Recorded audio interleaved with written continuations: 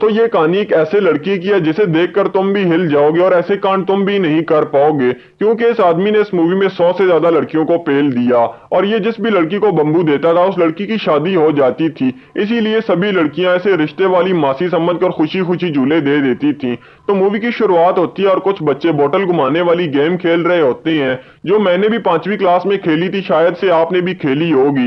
इस गेम में लड़का बोतल घुमाता है और ये बोतल जिस भी लड़की पर आकर रुकेगी वो दोनों अकेले कमरे में चले जाएंगे। लेकिन मैंने ऐसी वाली नहीं खेली थी, वरना मौज ही आ जाती। तो तभी एक मोटे लड़के का नंबर आता है, तो वो खुद से 100 गुना पतली लड़की को कहता है आजा रानी बस 10 मिनट के लिए, और वो दोनों चले जाते हैं अकेले कमरे में। इसके बाद पप्पू की बारी आती है और उसकी बोतल एक काली जादूगरनी पर आकर रुकती है और वो दोनों कमरे में जाते हैं। तो काली जादूगरनी पप्पू को कपड़े उतारने का कहती है, लेकिन हमारा पप्पू बेचारा तो डर ही जाता है और वो साफ मना कर देता है। और वहीं बाहर बैठे मोटे को लगता है कि अंदर पप्पू को तो मौज आ रही है, लेकिन तभी जादूगरनी पप्पू को लात मारकर बाहर फेंक देती है, जिसे देखकर सभी बच्चे डर जाते हैं। और वो जादूगरनी पप्पू को शराप देती है, आज से तू जिस भी लड़की के साथ पलंग तोड़ेगा वो तुझे छोड़कर चली जाएगी ठेंगा दिखाकर। और हमारे पप्पू के बाल उखाड़ कर चली जाती है, जहां पप्पू बेचारा बहुत डर जाता है। और अगले सीन में हम देखते हैं कि पप्पू और जप्पू दोनों बड़े हो गए थे और जप्पू वही है मोटा जो मौज ले रहा था,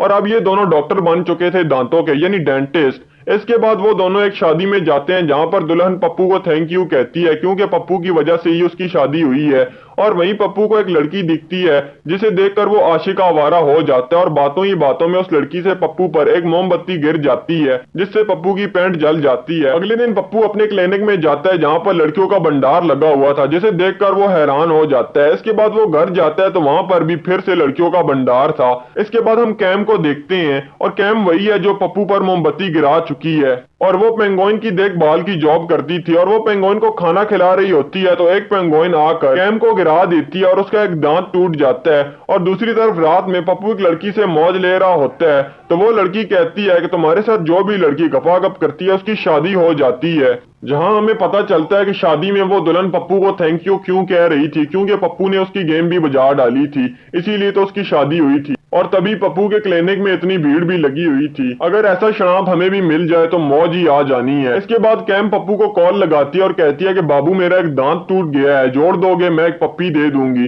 तो पप्पू भी पप्पी की लालच में क्लिनिक में बुला लेता है केम को और उसका फ्री इलाज करता है। इसके बाद पप्पू घर आता है तो उसकी क्लिनिक की ही एक मोटी परी उसके घर पर आई हुई होती है और कहती है कि मेरा मोटा और काला शरीर देखकर कोई भी मुझसे शादी नहीं कर रहा, तुम मुझे बाजार डालो ताकि मुझे भी मेरा सच्चा आशिक मिल जाए। ये सुनकर पप्पू भी घबरा जाता है। इसके बाद पप्पू और जप्पू मिलते हैं तो जप्पू कहता है यार तू जिस भी लड़की को मुर्गी बनाता है उसकी शादी हो जाती है, तो तू इस बात का फायदा उठा और खूब पैसे कमा ले। पहले तो पप्पू मना कर देता है, लेकिन जप्पू उसे कहता है कि यार जॉनी भैया को देख, उन्होंने कितनी लड़कियों की हेल्प की है, कभी ड्राइवर बनकर और कभी प्लम्बर बनकर, आज इसीलिए जॉनी भैया को दुनिया सलामी ठोकती है। ये सुनकर पप्पू भी पप्पू भैया बन जाता है और अगले दिन क्लिनिक जाकर सब लड़कियों से पैसे लेकर उन पर अपनी रेलगाड़ी चढ़ा देता है। लेकिन पप्पू की रेलगाड़ी कभी बेड पर और कभी बालकनी पर चलती है, यहाँ तक कि पप्पू भैया ने पुलिस को भी नहीं छोड़ा, बस एक रूल अपनाया, मौज लो और रोज लो।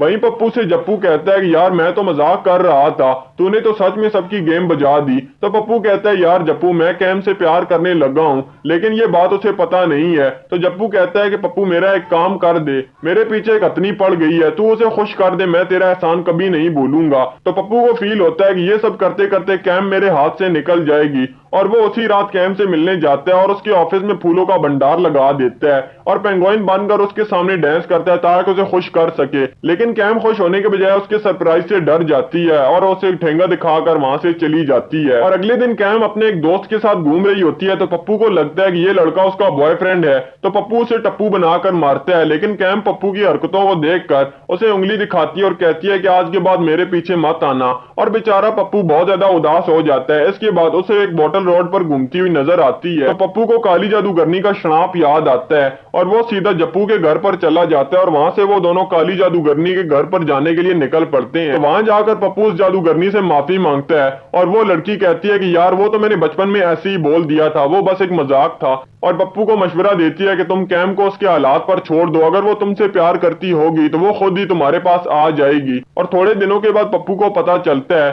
कि कैम हमेशा के लिए मुल्क छोड़कर जा रही है, तो पप्पू पूरी जी जान लगा देता है एयरपोर्ट पर कैम से मिलने के लिए। और जब वो उससे मिलते हैं और कैम से कहता है कि मैं तुमसे बहुत ज्यादा प्यार करता हूँ, और कैम भी कहती है कि हाँ बाबू, मैं भी तुम्हारे साथ आशिकी 3 बनाना चाहती हूँ। और वो दोनों किस करते हैं और पप्पू को अपना सच्चा प्यार मिल जाता है। और अब वो दोनों पेंगुइन्स के पास खड़े हुए होते हैं तो काली जादूगरनी अपना जादू वाला बॉक्स निकालती है और उसमें से पप्पू की डॉल निकाल कर पिन निकाल देती है उसमें, यानी उसने अपना शनाब वापस ले लिया था। और यहीं पर इस मूवी का एंड हो जाता है। और भी एक्सप्लेन वीडियोस देखने के लिए इस चैनल को विजिट और सब्सक्राइब करो।